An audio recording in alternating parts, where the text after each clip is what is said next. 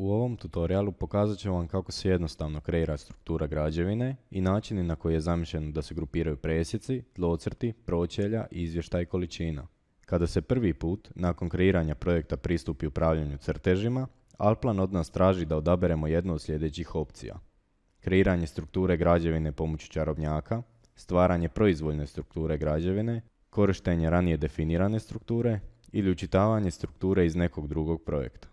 Za početak ćemo objasniti proizvoljno stvaranje strukture građevine. Zatim se otvara prozor u kojem koristimo i podešavamo našu strukturu prema vlastitim željama i potrebama projekta. Ni u kojem slučaju ništa nije predodređeno, već imate punu kontrolu i mogućnost da kreirate bilo koju strukturu za vašu građevinu ili više njih. Struktura se također može odnositi na projekte na različitim parcelama. Kod odabira stvaranja proizvoljne strukture, naš projekt ima dodijeljeno samo 10 crteža, bez postavljene ikakve strukture, kako bismo odmah mogli započeti crtati, jer strukture možemo definirati i kasnije, tokom razrade projekta, i možemo ga dopunjavati u bilo kojem trenutku.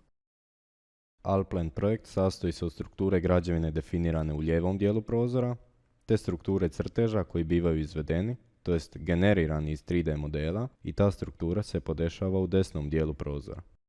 Pri vrhu se nalaze ikone grupirane prema funkciji. Lijevo su ikone za snalaženje u velikoj strukturi, nakon toga slijedi ikona za upravljanje ravninama, zatim slijede ikone za kreiranje strukture građevine u dijelu za kreiranje,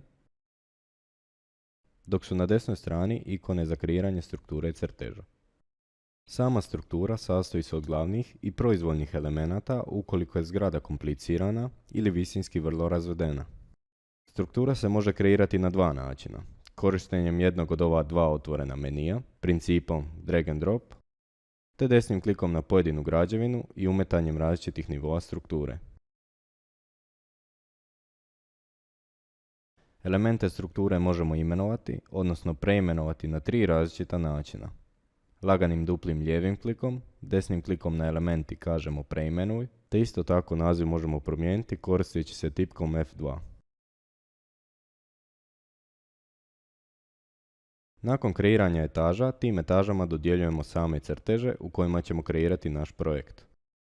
Standardno će vam za jednu etažu trebati jedan crtež, jer se u njemu sadrži gotovo sve, od zidova, prozora, kota, opisa, pa ponekad čak i stropne ploče. Eventualno možete sanitarnu opremu i namještaj odvojiti u zasebne crteže.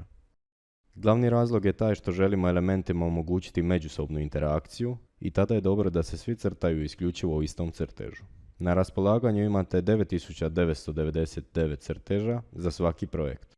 Grupiranje crteža isključivo ovisi o vama. Puno lakše će vam biti ako se istog principa držite na svim projektima radi lakše orijentacije. Postoje dva načina dodjele crteža.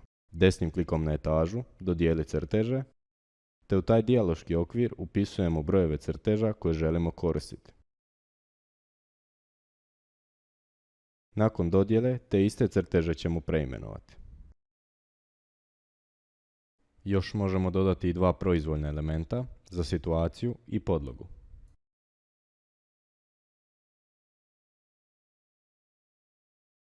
Crteže je također moguće selektirati i odvući na željeno mjesto. Sada kada smo kreirali strukturu građevine, možemo kreirati strukturu za izvedene elemente, odnosno poglede, presjeke i izvještaje. Crteže možemo dodijeliti desnim klikom na svaku od mapa, te dodijeliti crteže, ili ih možemo u ovom prozoru označiti i odvući u željenu mapu.